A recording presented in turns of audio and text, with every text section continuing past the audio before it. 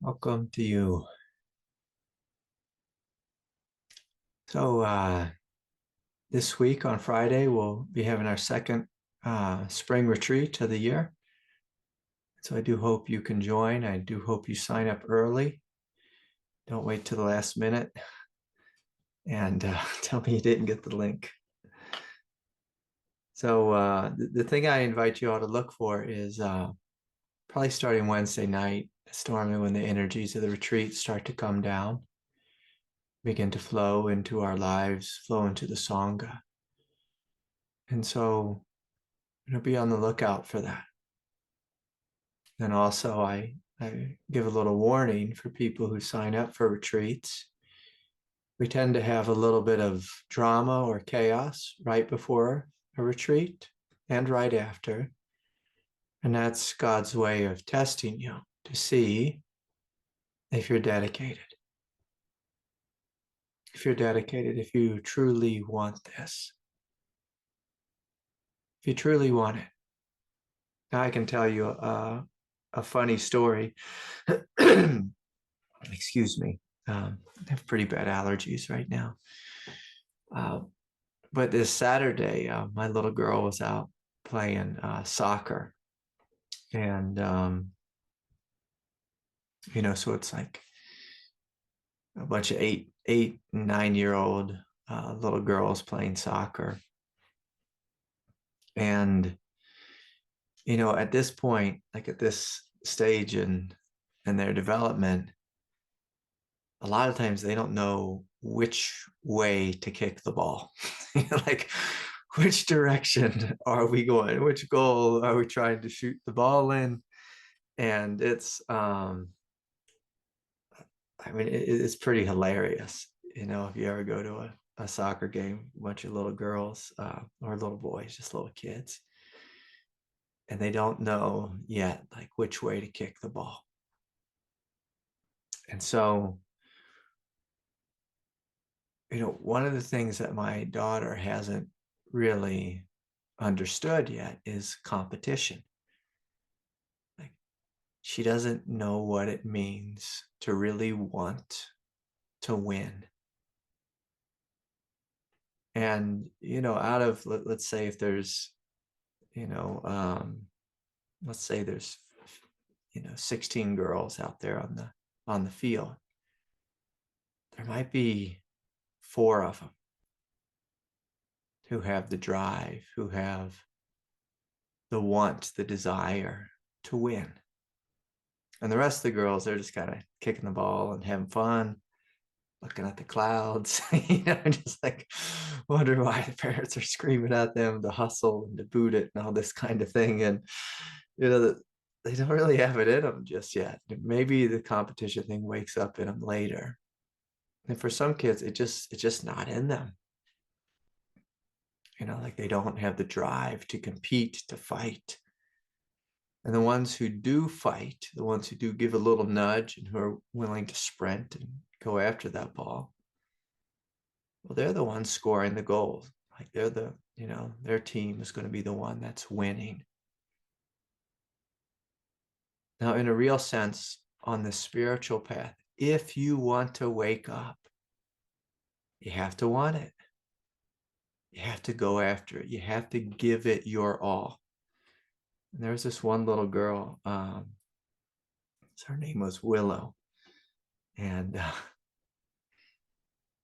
she would chase that ball. She would try to kick it out of the goalie's hands. I mean, she was doing slide tackle kicks, at the goalie. And it was just, and like my girl, like if the ball's in front of her, she'll kick it. But if there's other girls there, she's not going to run and take it away from the other girls. Like she's going to let them kick it. And,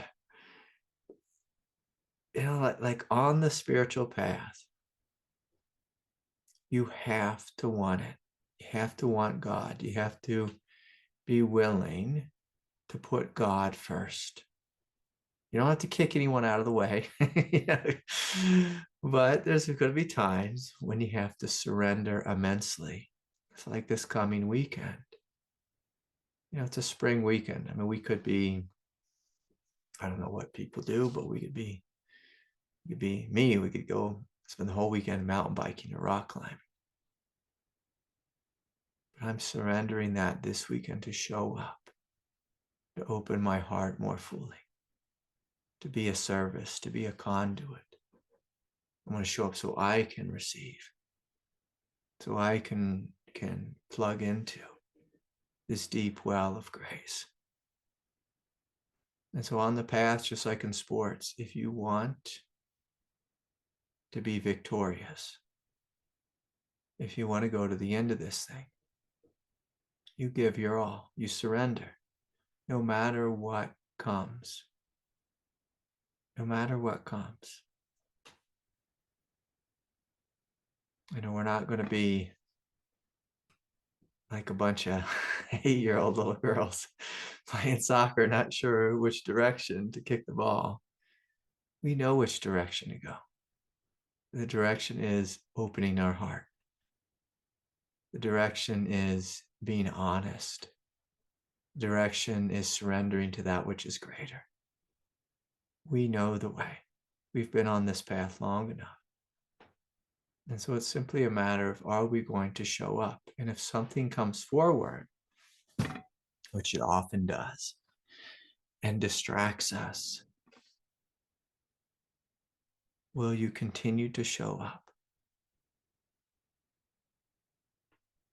Or will you say, oh, my boss really wants me to come in on Saturdays. And I said yes.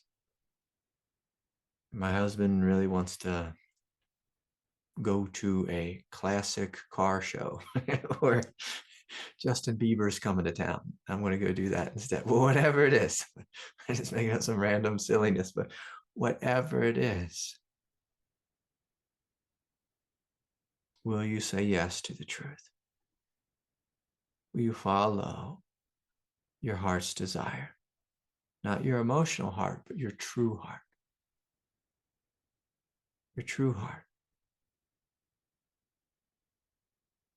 And so just be on the lookout if something comes up this week. And keep in mind, the retreat will be recorded. If you need to miss the first session because you have to work or something, like that's okay. That's okay. There'll be a recording of it. But you just do your best. You do your best to show up to the best of your ability. Yeah. Okay. And so just a little warning there. Just, again, these are just little games that God plays. And these are games that evolution plays. Anytime we're ready to take a step on the path, normally the old habit comes and challenges us.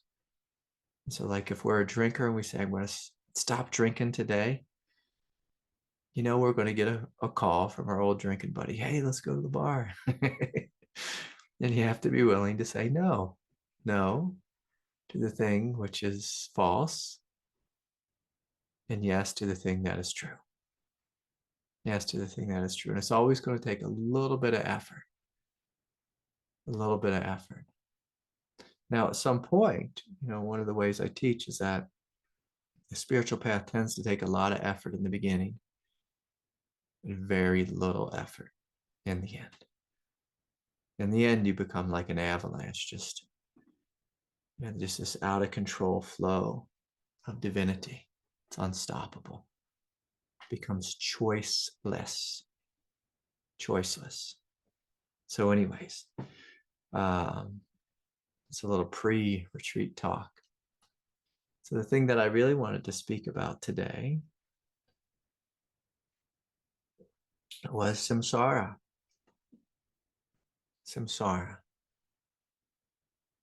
And samsara is, it's basically another word for confusion. It's another word for habit. It's another word for living in the past. And so when we look out at the world, I invite you to see the world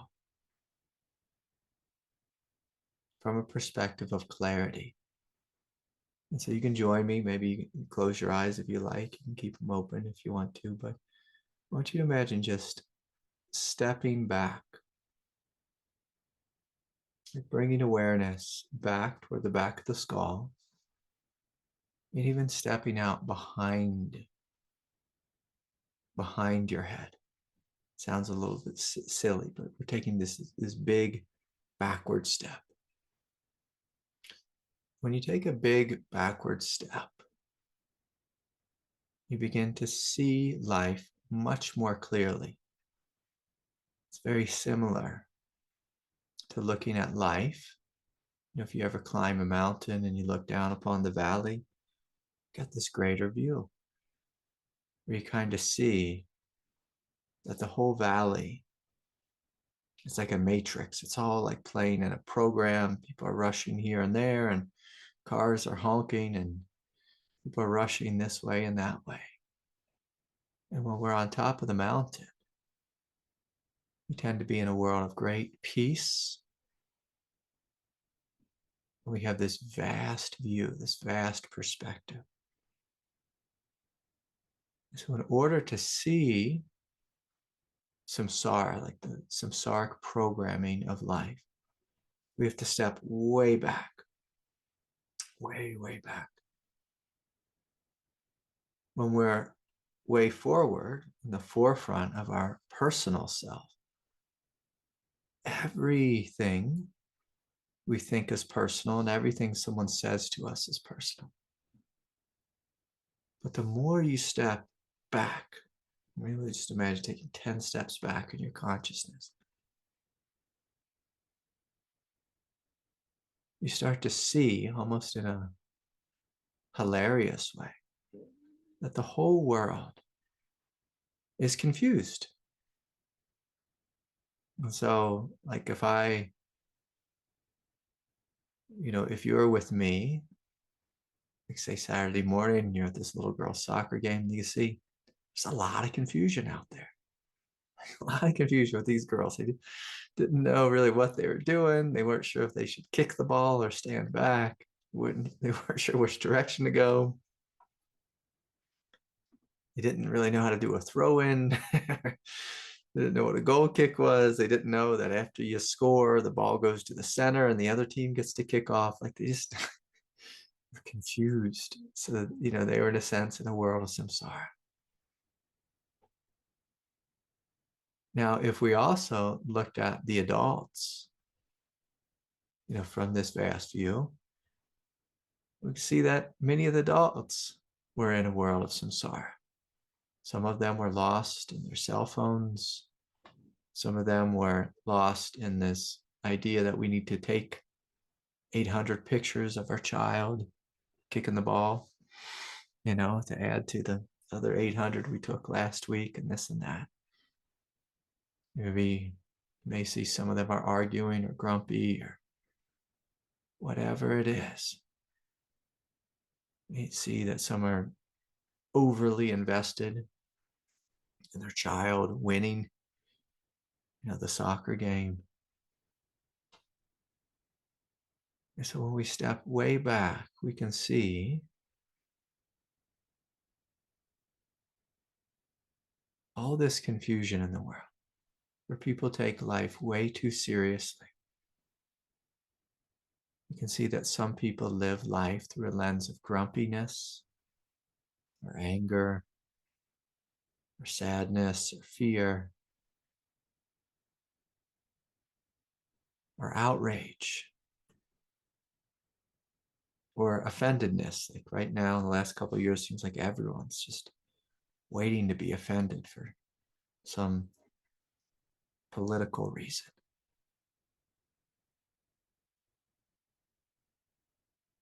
And so if we turn awareness upon ourselves, I invite you, instead of looking at other people's projections, confusions, but if you look at the human character of whoever it is that you are, you look at the human character of your mask, and I'll ask you to name your projections. What are your projections? What are the ways in which your lens of awareness, or your view of awareness, gets covered, gets agitated, gets veiled? What are the things that you project onto the world? What are the things? Do you project anger or sadness or fear or victimhood? Do you project, I am the best, the best there ever was, there ever has been? Do you project, I'm the worst? That tends to be more common in the spiritual path. I'm the worst. Do you project, I'm mediocre? Do you project, nobody cares about me?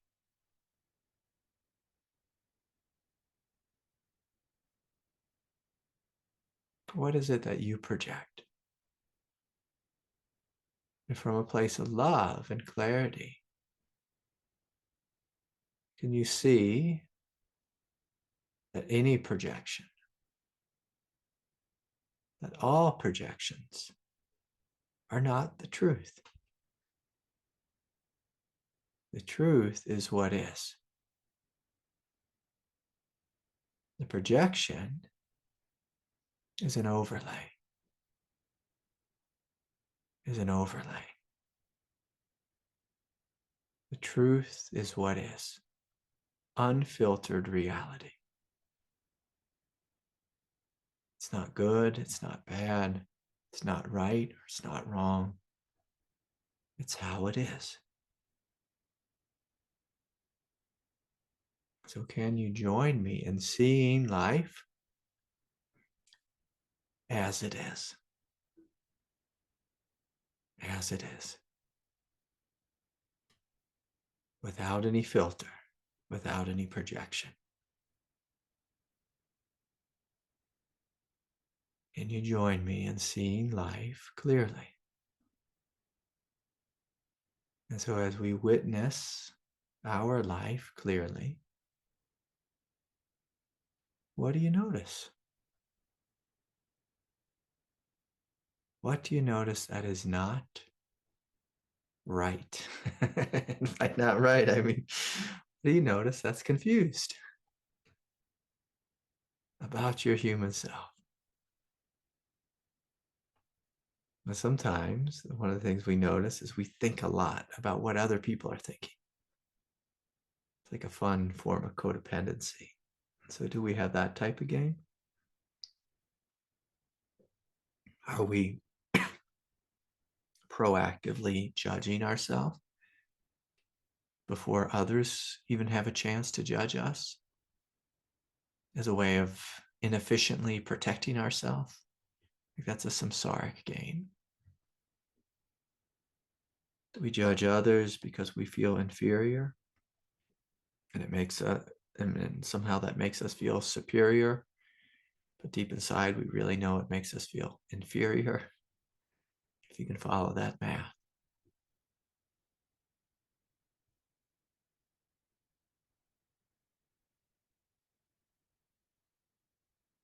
Are we so disconnected from ourselves,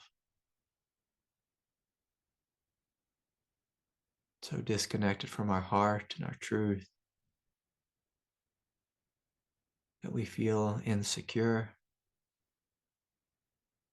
And so we project insecurity and unworthiness on the world, and we're always wanting attention because we're unwilling to give it to our own self. And if that's us, can we give ourselves the attention that we need? Can we see that there's someone here suffering so that we can end the projection of attention seeking? And so when we step back into this vast view,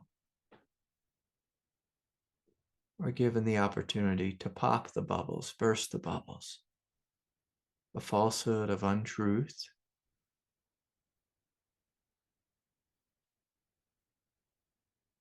and to step into reality. stepping into reality.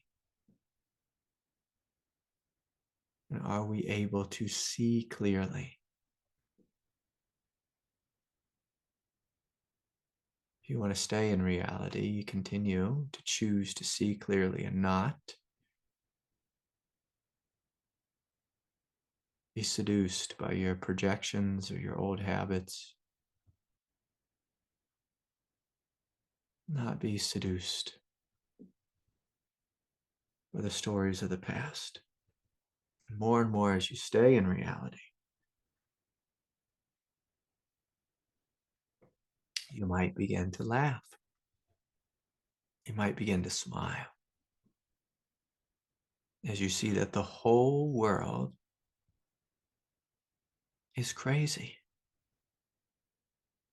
The whole world is crazy, chasing this, running after that, lost in attention seeking. Like there's that app, the TikTok, and so much of that app is just people. I guess they're called, I don't know what they're called, producers, content producers. I don't know what you call if you post on TikTok. Seeking attention is what the majority of that is. And then the people who want to watch it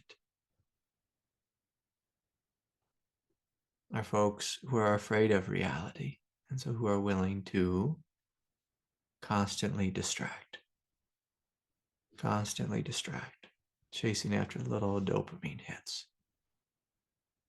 Like the whole samsaric web of social media.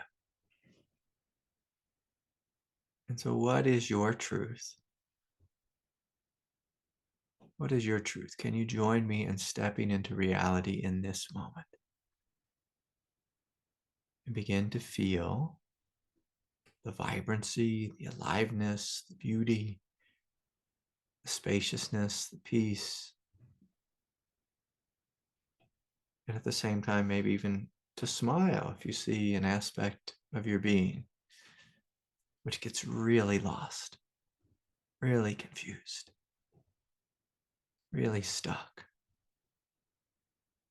in an altered state of consciousness. And sometimes an altered state of consciousness is we're just stuck in the past. That's an altered state of consciousness. Replaying a story over and over and over again. Over and over and over again. Now this week I had a very interesting experience. I had someone attack me very harshly this week. They came at me with all kinds of hell and fire. I was really giving it to me. I sat back and I watched. And I watched and I watched as the confusion got greater and greater and greater within this individual. And I forgave them once. I forgave them twice. I forgave them more so. And I even had to make a boundary with them, like, my Lord. They went to this whole story of how I was the worst person ever. All because they said that I said something that was so mean and harsh to them.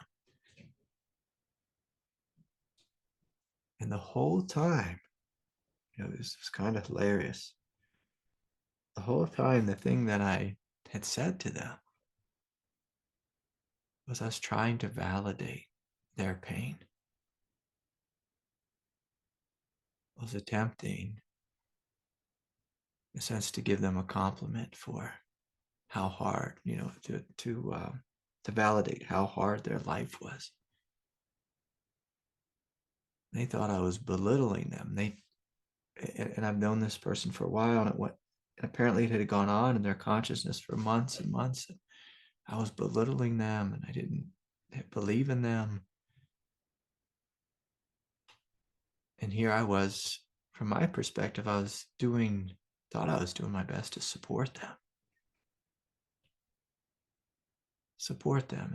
And there's times in life when we try to do something really kind for someone. They get confused and they get angry and they lash out and they hold a grudge and they think you said something you didn't. And like, being human is hard. Being human is messy. And there's times when we say the right thing, but people hear it the wrong way. There's times when we say the wrong thing because we ourselves are confused and we think we're being helpful, and it's a tough world to live in. It's basically, we're living in a world where 95% of the population is ridiculously confused. They do not hear what you mean. They don't hear what you say. They hear what they think you mean as that's filtered through their wound. And that's a confusing thing. It's a very confusing way to live. You know, we have these things called mental hospitals, you know, where people go who have a lot of egoic confusion and disturbance, you know, a lot of mental turmoil. But in reality, this world is a mental hospital. This world is a mental hospital. Literally, if you look out at what we do to each other, things we say to each other, the way we talk to each other, the way we disrespect each other, the way we don't see the divinity of each other, but rather we see the world through the perspective of our wound. And if I'm scared and I'm hurting, I see the world as dangerous. And I see them as coming after me. Coming after me. But when I begin to wake up, and I am no longer rooted in my egoic nature, but rather rooted in Buddha nature, I see the world as a bunch of drunk angels. Drunk angels. Like, that's what the world is. Divine beings who are intoxicated. Whether they're intoxicated on grief or anger, or sometimes we're just intoxicated on allergies. Like, sometimes we're just having a hard time because we can't breathe. Because we can't breathe. Sometimes we're having a hard time because we just can't breathe. And that makes us anxious, and it clouds our vision, and it just, sometimes we're intoxicated on stress. Sometimes we're intoxicated on hurt, like we got our feelings hurt because someone said something that we don't like,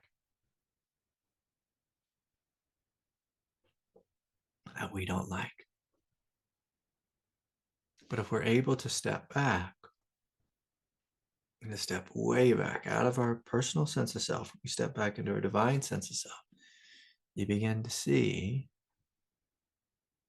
that everyone on planet Earth, including our own self, sometimes gets really confused. Really confused. Really confused. Sometimes we get really confused. So the medicine for this confusion is compassion.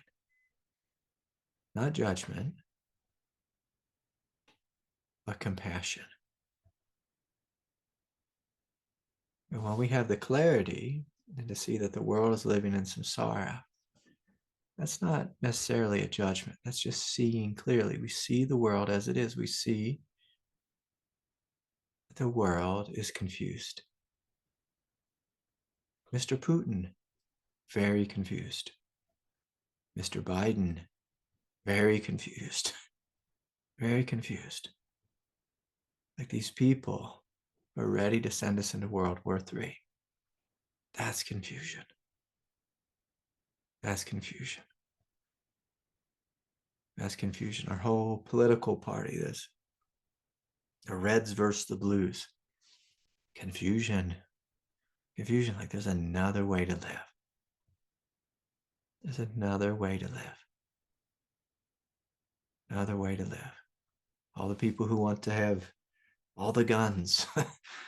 That's confusion. That's confusion.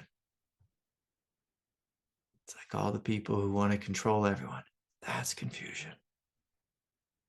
People who want to correct everyone politically, like that's confusion. That's confusion. Shutting down free speech, that's confusion.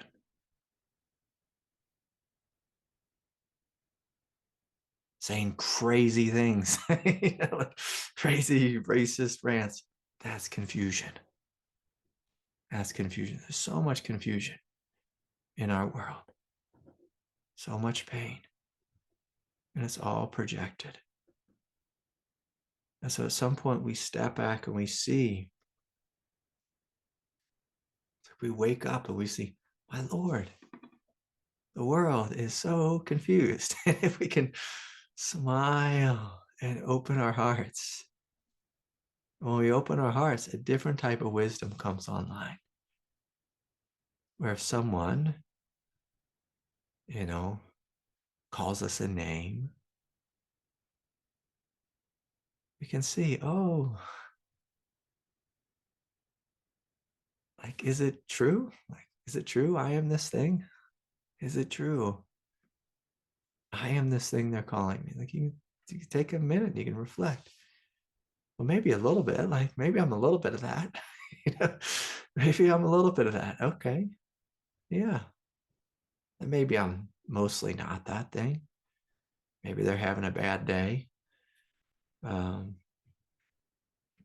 first girlfriend ever, she used to say this thing. It was silly. I'm gonna say it. It's kind of gross, but I'm just gonna say it. She said, like when she'd see someone who had a really bad day, she'd say, well, maybe someone pooped in their Cheerios. I was like, what kind of thing is that to say? But like sometimes, it's just like there's something ain't right.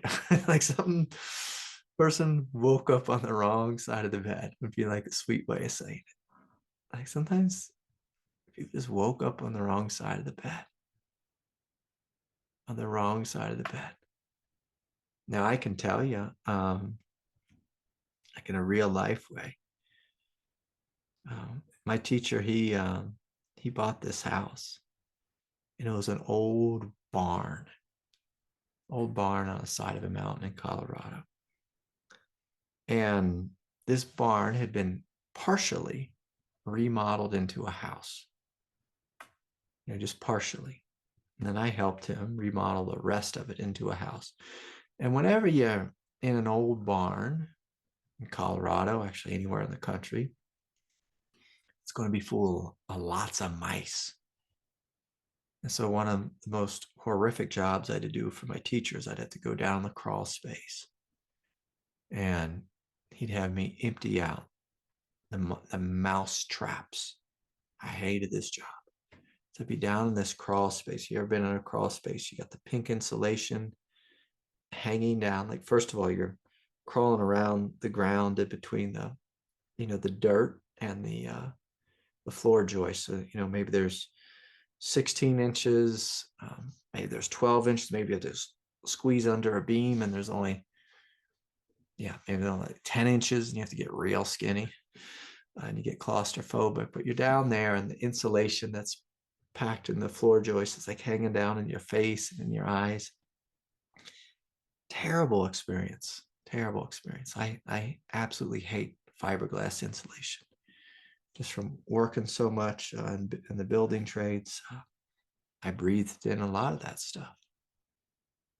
And that stuff, it doesn't leave your lungs. It like goes in there and stays. And so, I normally we'd schedule it. So I'd do it like right at the end of the day. And even if you wear a mask, like you still get the stuff in you. It just like, you know. So anyways, I'd be down there and I'd be cleaning out mouse traps. And they'd call them the mouse hotel. The mouse comes in and they never come out. Terrible thing. But I'd be down there cleaning them out and breathing in this insulation. And I would come up, into the fresh air again. And my eyes would be pink and my face would be all itchy and scratchy. And I couldn't talk to anyone. I wanted to get in my car and drive home as fast as I could and jump in a shower and get that junk off my face, that itchy fiberglass, get it out of my face. I'd shoot the shower nozzle up my nose, get that stuff out of my nostrils, a nasal canal. And it was like the ultimate projection of agitation, of just absolute agitation. I couldn't even, like, I would be so agitated, and the agitation would be projected outwardly, it'd be projected inwardly to such a degree that I couldn't even have a single sane thought, except for I want to get in the shower. I go to the shower and get my body cleared off. Like the most horrific job in the contracting world is people who stuff insulations. Terrible job. Horrific job. And when you live in that world and you live in that stress, it is very hard to see clearly. Very hard to see clearly, very hard to think clearly. So there are times in life where we suffer greatly. We project our suffering onto the world. And we make terrible mistakes. Terrible mistakes. Because we don't see clearly. We cannot think clearly. Because we have something abrasive in our eyes. And whether that something abrasive is dust like from a sandstorm in Dubai, or whether it's pollen and allergies and that's making us not see clearly, but for most of us, it's just stress. It's stress. It's traffic. It's being in a job that we don't like. It's being in stressful relationships. It's taking other people's thoughts too seriously. It's taking politics too seriously. It's taking someone's thoughts about you from the internet too seriously, or an email too seriously.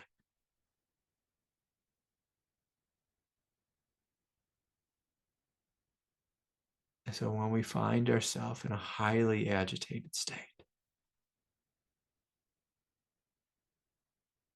we have to learn how to clear our veils. And sometimes it means unhooking from our veils, just taking this big backward step. Sometimes it means going for a walk, going for a run. Sometimes it means we need to step away from life, just to step fully out of life, like we're going to do this weekend. I'm going to step fully out of life, stepping fully off the wheel of samsara. We're going to step onto the wheel of the Dharma.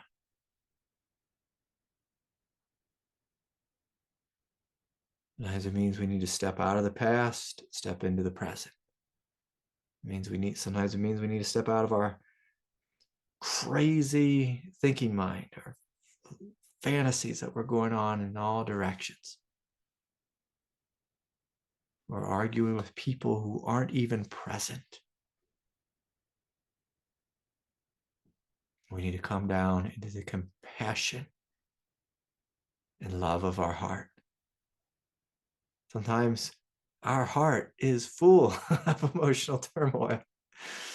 We need to step deeply down into the hara, to the quiet depth of the hara, and just allowing all the chaos, all of it to die. All of it to die. Yesterday I cut myself really bad in between my fingers here. I was carrying some roofing metal, and I picked up a big sheet of it, and I had gloves on because I was carrying metal. And the wind picked up real quick, and so it kind of shifted the metal in my hand, and it slipped and it fell, right between, basically it fell right between two fingers, and it slit right through my gloves, and then it cut, I don't know what you call it, the webbing in between your two fingers, and cut me pretty good. And I had a little bit of a fright go through my body, and the wind was blowing. Like when you have a big piece, like a big sheet of metal, I want you to imagine here in Colorado, we have metal roofs. So you carry, like most everyone has shingles and they're like this big, but I want you to imagine you carry a giant sheet that goes from the peak of the roof, all the way, to the edge. So I had this 12-foot sheet of metal, and it basically cut in between my fingers pretty good. I said, oh boy, and it was bleeding inside my glove, but I couldn't put the piece of metal down because the wind was blowing real bad, and I had to, carry it across the yard, put it down safely. And, I ran inside, and my heart was racing a little bit because I knew it was a pretty bad cut. And I got inside, and my daughter was like, Daddy, are you okay? Because she saw me do it. She saw that I kind of freaked out a little bit. I was having a hard time. And, I couldn't think straight because, I had those kind of gushing blood and wanted to clean the cut out and all that, didn't want to get tetanus and all that kind of thing. And, I came in, took off the glove and, started to clean it out. And my little girl said, Daddy, can I help you?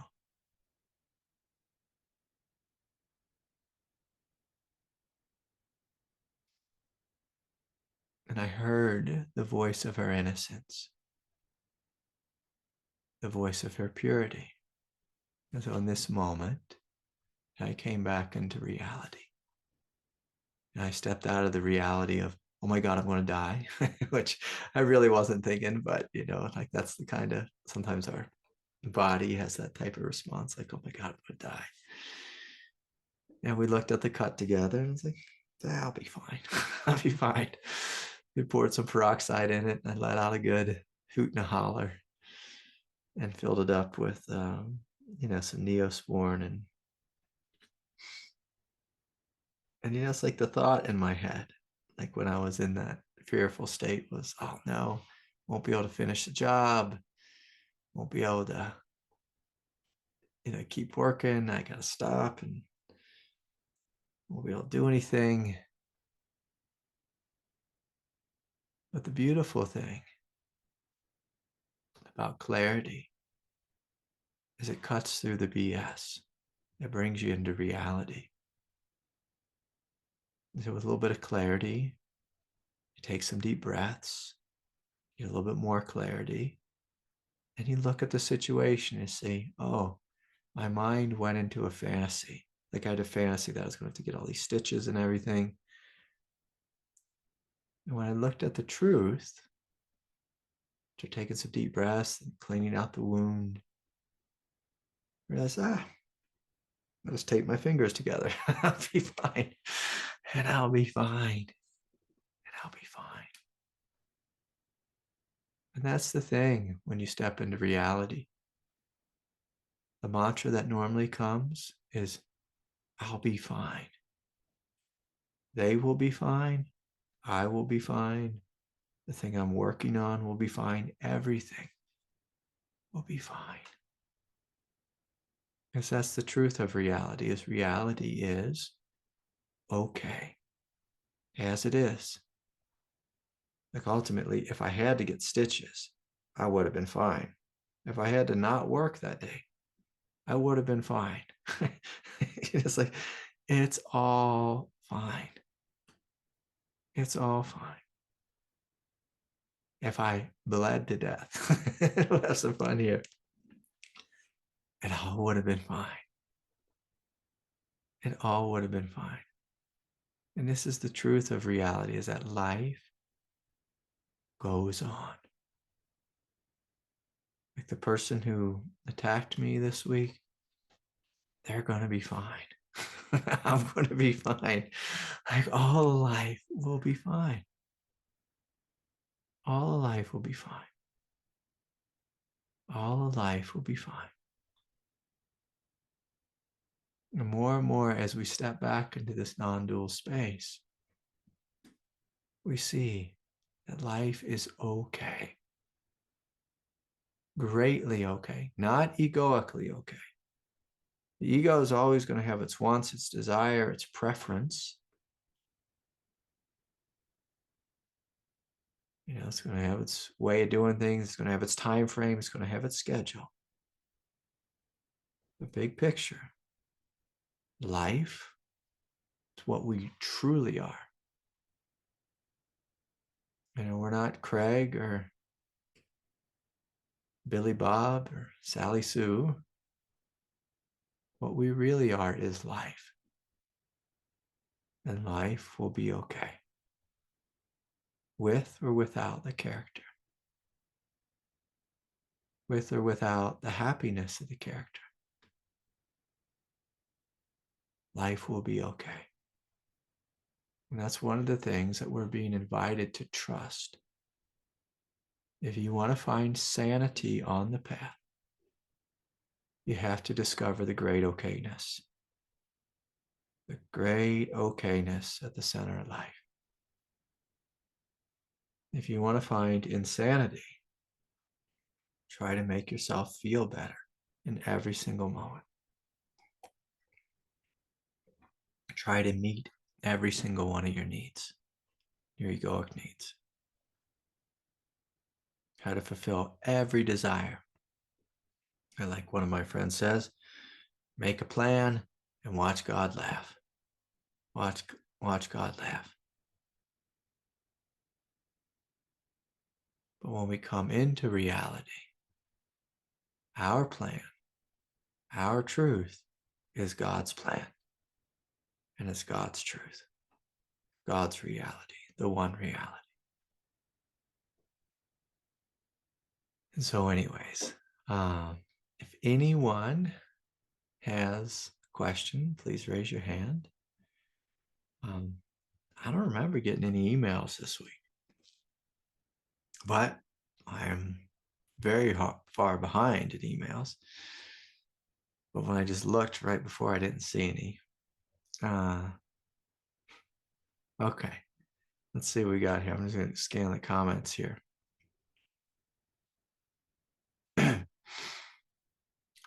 I thought I told you last week to take it easy. Less mountain biking, rock climbing, dangerous building, maybe do some model airplanes, a little badminton and croquet. Yeah. Badminton's not my cup of tea. I think I'm like Austin Powers. I like to live dangerously. Danger is my middle name. No, like anyways, I'm gonna stop there. Okay.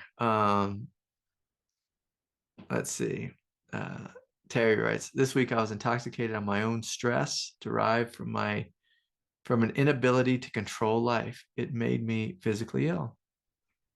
Yeah, and this is the beautiful thing. This is one of the ways that we see like from one perspective, samsara is a grand illusion.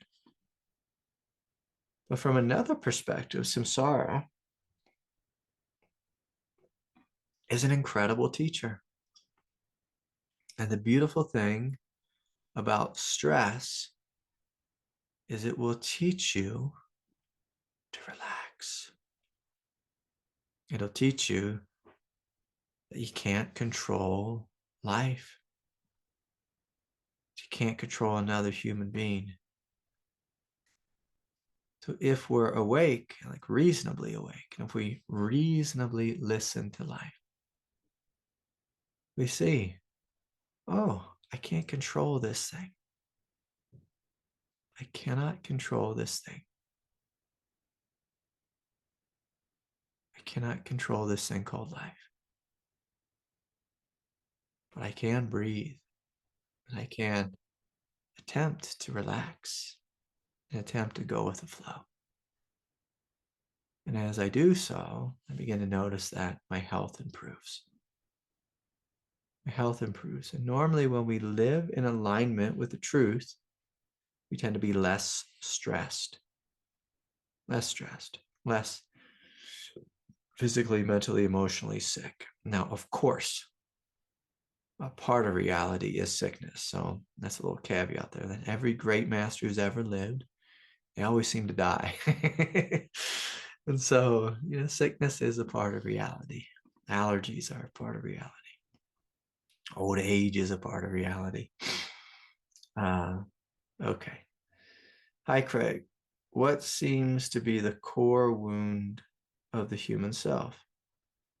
Is it unworthiness, shame? I mean, the core wound is that people don't know who and what they are. The core wound is we've identified with our egoic nature, which is separate from God. And this identification, it creates a division between you and love, between you and peace, between you and compassion, between you and the vast spaciousness that you are. That's the core wound.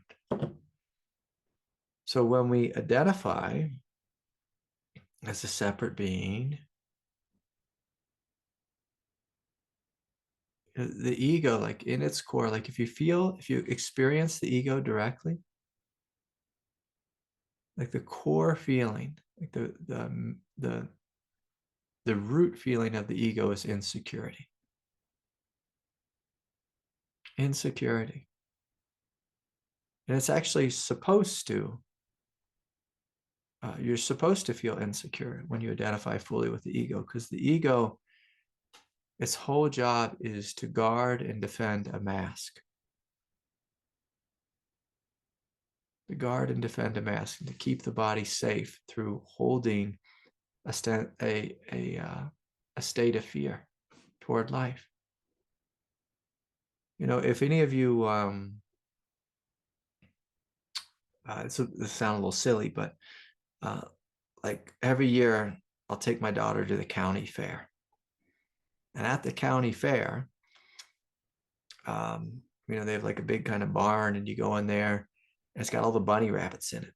Like the bunny rabbits that mostly little girls, but the little girls are, bringing their bunny rabbits in, and they're trying to compete for the blue ribbon or whatever. Or maybe a couple of boys in there, little kids. But anyways, the little bunny rabbits in there, like if you hang out with the bunny rabbits, you see a lot of times bunnies are just shivering. They just shiver. And the shivering arises out of this fundamental egoic knowing that those animals are prey. They know, like, this body is prey to hawks and to eagles and to fox and to the mountain lion and whatever it is. They know they're prey. And so they just live like in this state of fear. It's a beautiful manifestation of the ego. And they're also really soft and cute, you know, like in their truth. Like if you see their divinity, they're so soft and cute, and some of them are big and fat. And you're like, oh my God, like look at that one. It's so gigantic. Like some of them are like this big, and some of them are like, you know, like this big. You have one in your palm of your hand, and so we like to go and see all the different bunny rabbits. The bunny is a beautiful manifestation of our egoic identity. Its primary program is one of fear. Is fear. And one of the things that bunnies are good at is hiding and running really fast.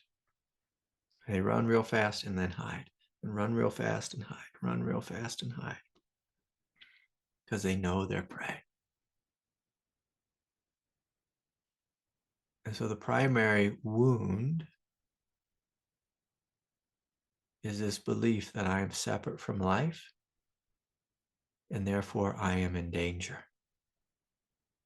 I'm in danger. And like right now, for most of us humans, ones who don't live in like war zones and that type of thing, the primary danger that we have is maybe someone says something mean to us. You know, it's like maybe someone says something mean to us. Maybe someone attacks our politics, you know, and we lose our mind because we're not in reality. So shame, not everyone has shame, Kyle. Shame is basically, it's like a sophisticated defense mechanism. Shame is like an extra layer on top of an emotion that we don't want to feel or don't want to face.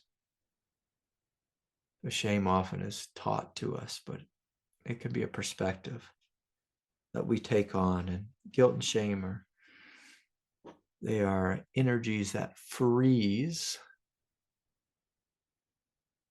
emotions. And by that, I mean like guilt and shame sit on top of the actual emotion. So whenever you have shame, that's not the core wound. If you look under the shame, you'll see there's sadness or fear or heartache or just great trauma or something. And so, okay.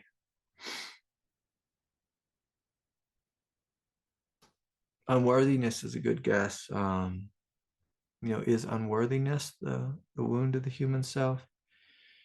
In a sense, it is, because with unworthiness,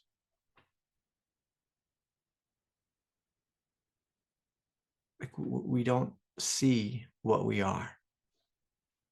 When you start to see what you are, when you see that your heart is good, your heart is divine, the nature of your mind is total clarity, absolute clarity, like this great realm of bodhicitta, this undivided heart. When you begin to open up and you see that your heart is the heart of God, it's impossible to be unworthy. Impossible. Okay. Lucas writes, I've experienced quite intense floods of shame these days, especially today, for no good reason. Yeah. Well, so when this happens, Lucas, what I encourage you to do, see if you can bring that shame just right to the forefront of your consciousness, and to bring it really forward, and to look at it with curiosity, look at it with new eyes, fresh eyes, and just ask, what's under the shame? Because sometimes like shame and guilt can be confusing. Like our mind might just say, there's no good reason for this to be here. And that may be true from one perspective, but I invite you just to look. So just put that aside, the thought for no good reason. Just say, I wonder what this shame is about.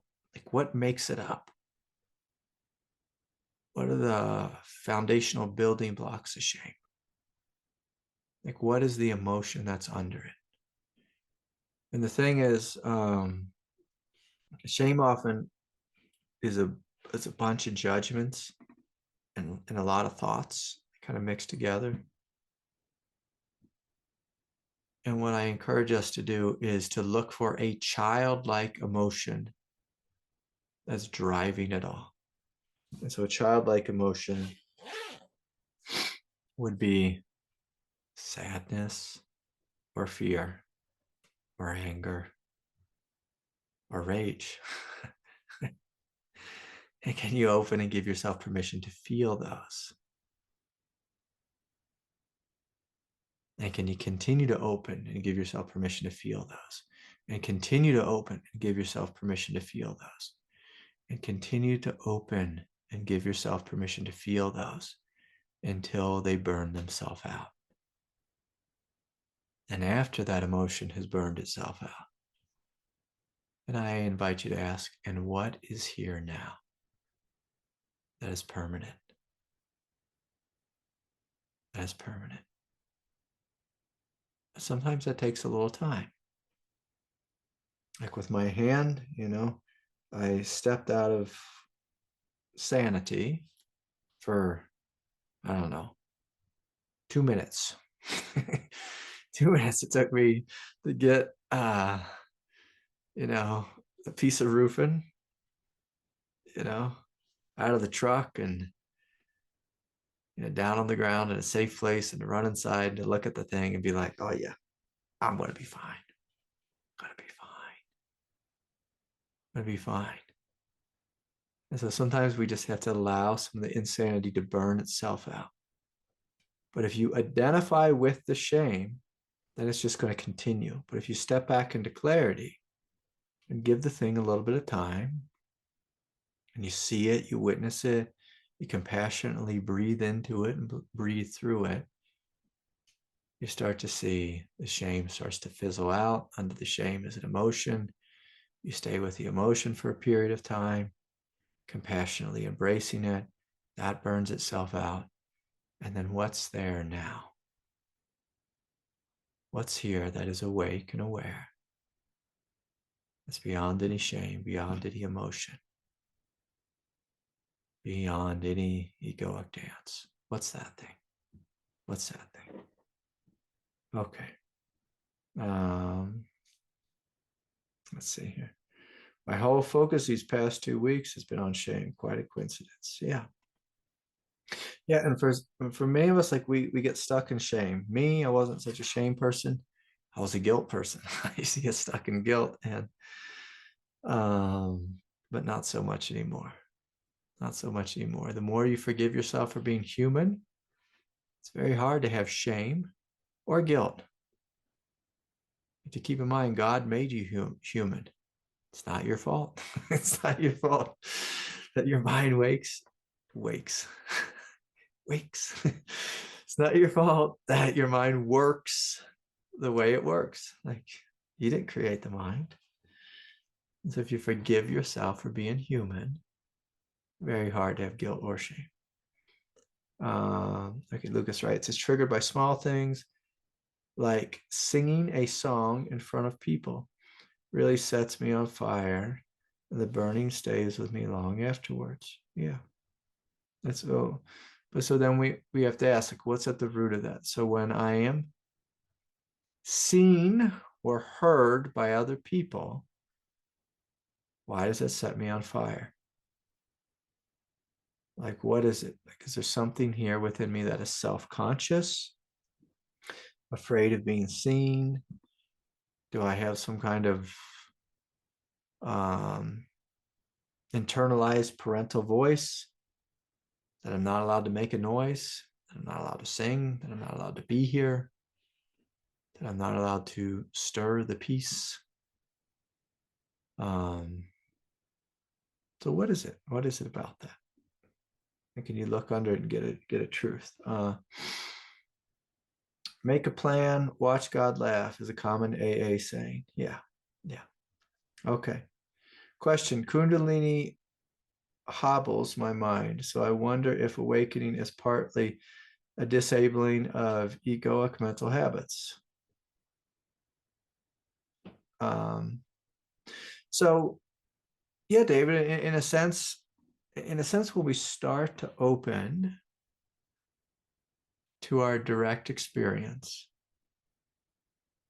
and so if our direct experience is one that's energetic, if it's spacious, if it's blissful, whatever, as we begin to unattach from our egoic nature and we step into the direct experience of what's here, it can have a little hobbling effect for our ego. Now, ultimately, I invite you to be hobbled out of that thing and into the truth.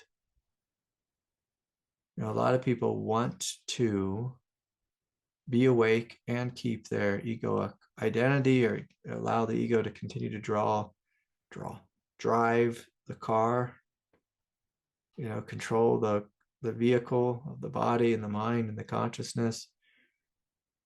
And so sometimes when the kundalini comes in, we let go of the mind, and the car, the mind, the ego, it all kind of hobbles. But if you step back and you let it hobble, you start to see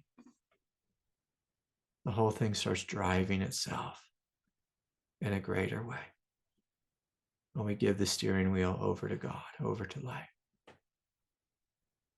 And we see that we don't need to hold on to the steering wheel. Holding on to the steering wheel is just an old habit.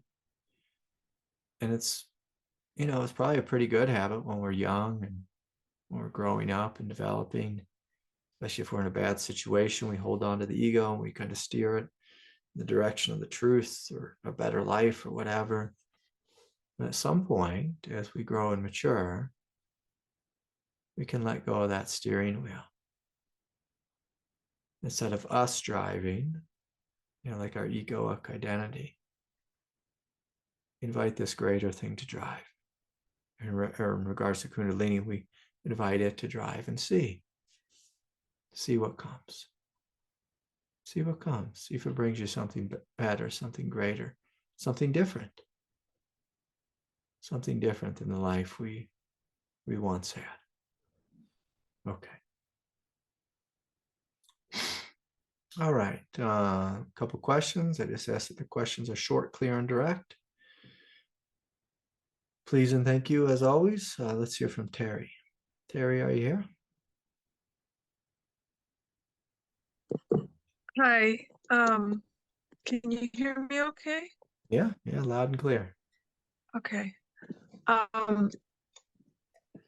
Well, I had those control issues, and it's related to my mom, who's elderly, and I could see that it was happening. You know, there was awareness, but I think it was also like I couldn't control me. Yeah.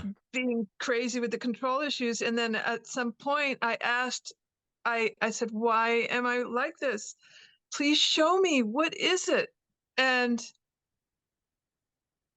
later I was washing dishes and I noticed there was a subtle resistance to being even present with just this ordinary task.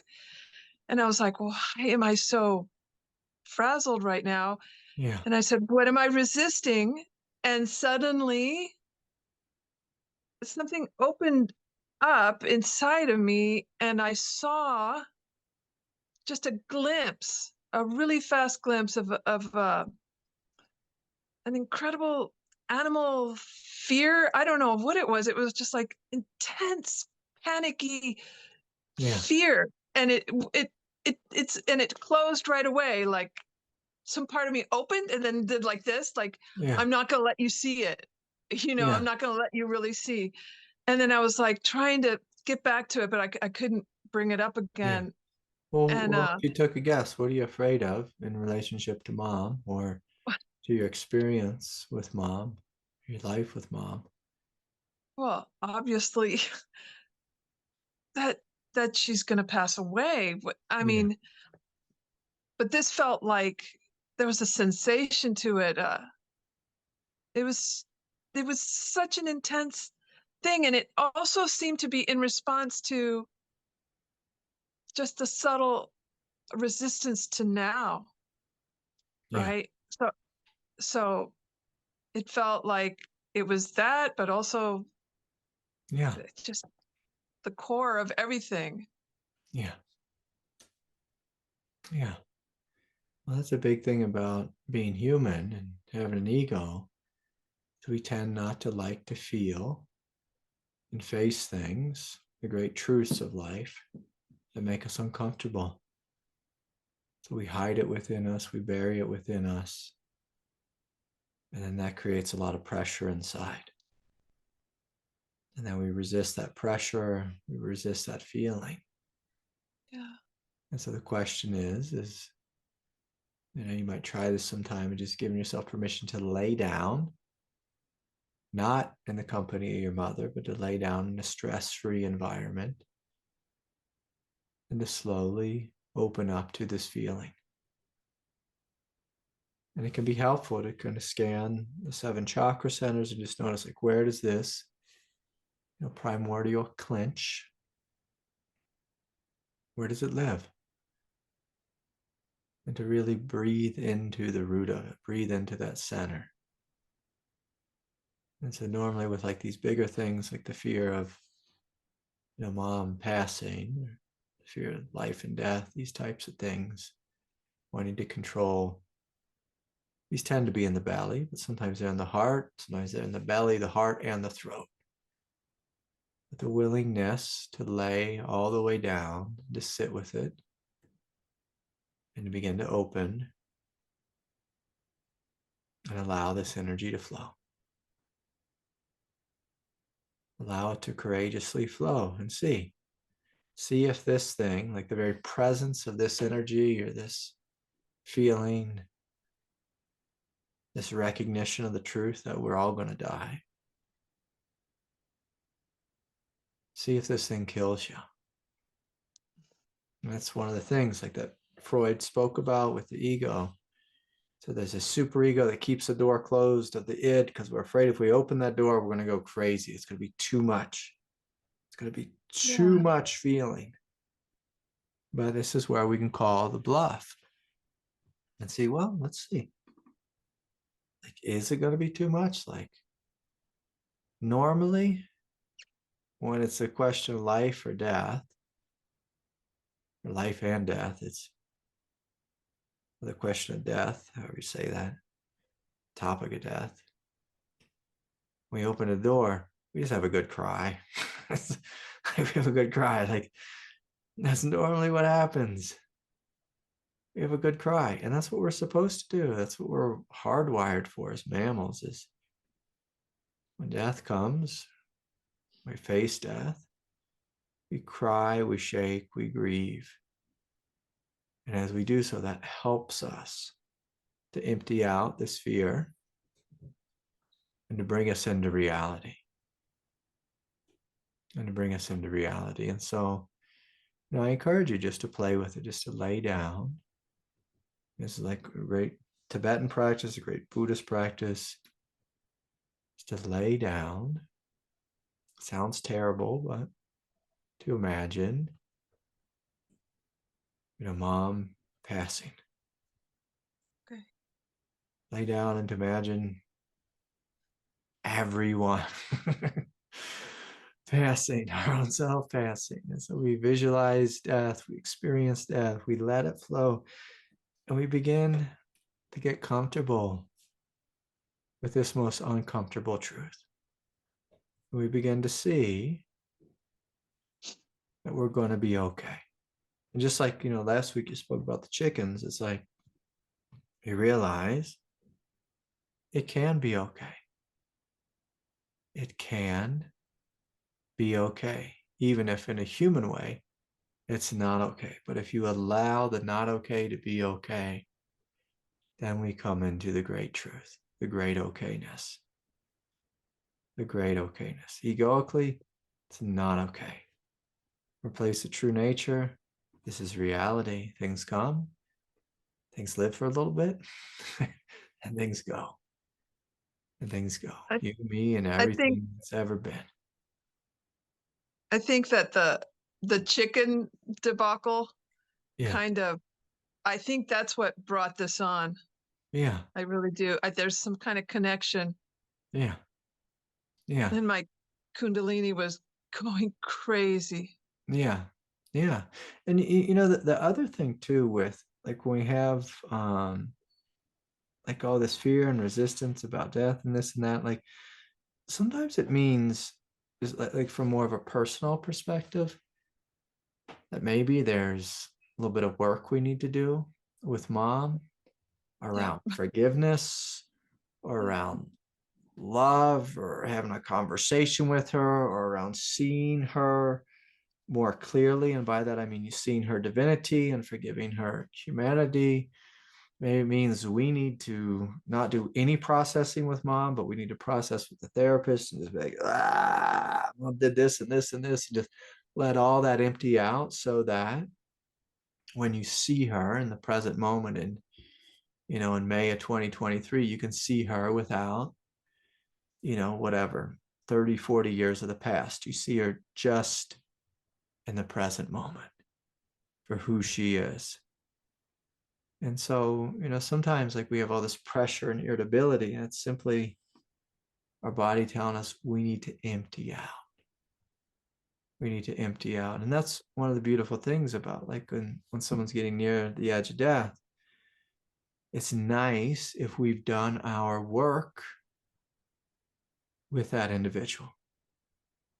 And so then we can just see them clearly as they are now, instead of seeing them, from our 12-year-old self, whatever it is. And they're 86. It's like, okay, let's get with the times. It's like, let's see them in reality now. And sometimes seeing them in reality now is seeing that, yes, they have a samsaric shell and they are totally in confusion. And yes, they're the same old grumpy person they've always been, but they also have a heart. And when we see their heart, we see, and they do love us, even though they don't know how to love us. And they do love us, even though they don't know how to love us. And we start to breathe in this greater reality. Yeah. She has dementia and she's become a million times sweeter. Yeah. Than she ever was. Not that she was a bad person. She was a great mom, but she's just become so stress-free right now. She's like so at peace with almost anything that happens. She hardly ever gets worried about anything. And I see her and I'm like, she's a little bit like my guru right now because she's so peaceful and in the now. Good. Well, let that peace, see if you can let that peace kind of break open some of that anxiety. Yeah. So it can empty out. And sometimes like it's just hard because we're keeping it all together and we're the caretaker, and we do the grieving after they pass. And that's part of it too. That's part of it too. So anyways, good to be with you, Terry. Thank you. Yeah, much love. Okay. All right. Who's here? Is it Don or Jan or?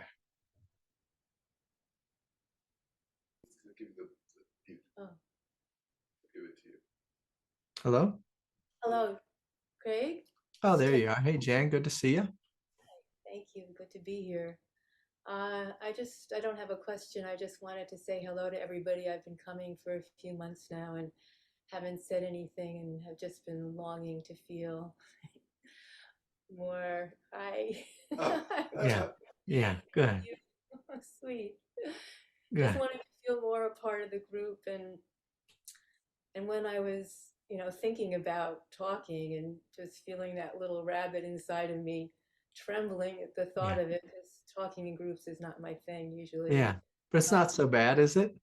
No, it's not. Not so bad. I was thinking about that, and as I was, feeling that fear, I had this sense of the Sangha as just this one big beautiful heart. Yeah. And there was sort of this sense that I was already a part of it. Yeah. Yeah, of course you are. Yeah.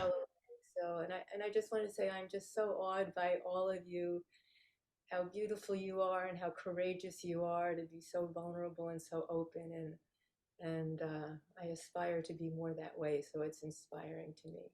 Yeah. Well, beautiful. Well, thank you for coming forward. Thanks for saying hi and sharing your presence with us. Sharing your innocence and your purity, your sincerity, your tenderness with us. So thank you, Jan, for blessing us. Yeah, always a pleasure. Always a pleasure. Beautiful. Beautiful. Okay. Well, and I encourage, everyone, to open your heart more fully and to connect more fully with the love and the light of everyone here. Because there's something beautiful here and there's something beautiful happening here. And this isn't just, the Craig Holiday happy hour show. Like, that's not what this is about. It's about us coming together and opening our hearts as a community, as a group, opening and receiving and giving of ourselves. It's so beautiful. This is how the world will change. So, try to think. So I invite you all just to sign up for the retreat soon. I'll see you hopefully Wednesday and then hopefully Friday morning. May God's grace fill your hearts, fill your minds, flood your body, and transform the very nature of your life. Okay, so good to be with you all. Good night, everyone.